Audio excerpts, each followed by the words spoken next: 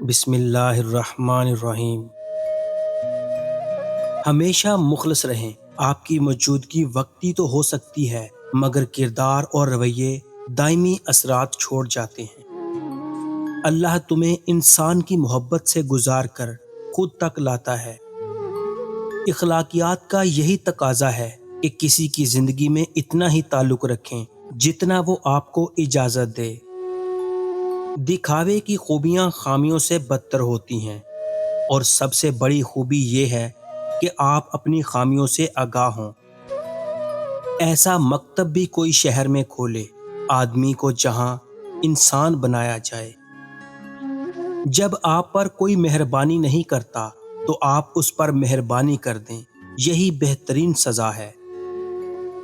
احساس وہ انمول خوبی ہے جو انسان کو بھی انمول کر دیتی ہے۔ ہر طرح کے حالات میں احساس ہی ہے جو انسانیت کو خدا کی سب سے بڑی عطا ہے۔ پہلی بڑی عبادت علم ہے، تو دوسری بڑی عبادت شعور ہے۔ یہ وہ بڑی عبادتیں ہیں جن کی وجہ سے باقی عبادتیں وجود میں آتی ہیں۔ خاموش لہجوں کو یہ مت سمجھیں کہ اندر سے خالی ہیں، ان میں باتوں کی گہرائی سمندروں سے کہیں زیادہ ہوتی ہے، بس ضبط کے عادی ہو جاتے ہیں۔ قرآن زندوں کے لیے نازل کیا گیا ہے، مردوں کے لیے نہیں۔ جب زندہ لوگ قرآن پاک سے ہدایت لینا شروع کر دیں گے تو پھر وہ قرآن مردوں کی بخشش تک بھی پہنچ جائے گا۔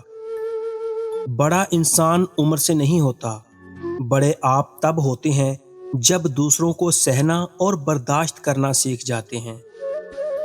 ایمان کے ساتھ جھونپڑی میں رہنا کفر کے ساتھ ایک محل میں رہنے سے بہتر ہے۔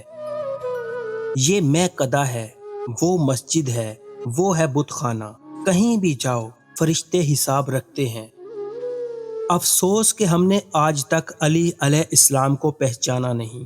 ہم نے زیادہ تر وقت ان کی ستائش میں گزارا ہے، ان کی شناخت میں نہیں۔ ہمیں ہر روز جد و جہد کرنی چاہیے تاکہ انسانیت کے لیے یہ محبت حقیقت بن جائے۔ اپنی زندگی میں کچھ ایسا کرو کہ دشمن تمہیں روک نہ پائے اور مجبوراً اسے تمہیں شہید کرنا پڑے۔ کسی ایسے کے ساتھ رہو جو تمہارے ہونے پر رب کا شکر ادا کرے۔ اسلام مسلمانوں کے علم کا نام نہیں، ان کے عمل کا نام ہے۔ یعنی اسلام بولنے والی بات نہیں کرنے والا کام ہے۔ فرقوں کا مقصد جنت ہے، انسانیت نہیں۔ اس لیے تو ہمارے ہاں ممبروں پر ہر اس شخص کو بٹھا دیا جاتا ہے جو بس اپنے فرقے کو جنتی اور مخالف فرقے کو جہنمی ثابت کرے۔ اگر مذہب محفل جنت کی بشارت کا نام ہے، حب الوطنی ذاتی مفاد کے لیے ہے، اور علم کا مقصد دولت اور آسائش کا اصول ہے، تو میں کافر، غدار، جاہل کہلانا پسند کروں گا۔ جس چیز کی طلب ہو اسے بانٹنے لگ جاؤ، پھر چاہے وہ سکون ہو، عزت ہو، محبت ہو، وہ واپس پلٹ کر آپ کے پاس آئے گی۔ عشق رسول فقط یہ نہیں کہ توہین غیر کرے تو توہین ہو، بلکہ عاشق رسول وہ ہے جو ایسے نظام کے خلاف نکلے جو رسول اللہ صلی اللہ علیہ وآلہ وسلم کے ساتھ محو جنگ ہو۔ وقت ایسا ہے کہ تمام اچھی باتیں فون گیلری سٹیٹس پر تو موجود ہیں، مگر انسان کے عمل اور کردار میں نہیں۔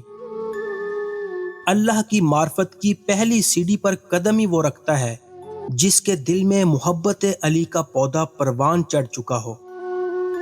روایت کہتی ہے داغ تو اچھے ہوتے ہیں، سنت کہتی ہے صفائی نصف ایمان ہے۔ اپنی بیوی کو یہ 3 کام کبھی مت کرنے دینا، ورنہ دولت کبھی ہاتھ نہیں آئے گی۔ کبھی بھی رات کو گھر میں جھاڑو مت لگاؤ، کبھی بھی ننگے سر کھانا مت پکائیں، مٹی یا چینی کے برتن ٹوٹے ہوئے استعمال نہ کریں، صبح فجر سے سورج نکلنے تک کبھی نہ سوئیں، اس سے رزق میں سے برکت اٹھ جاتی ہے۔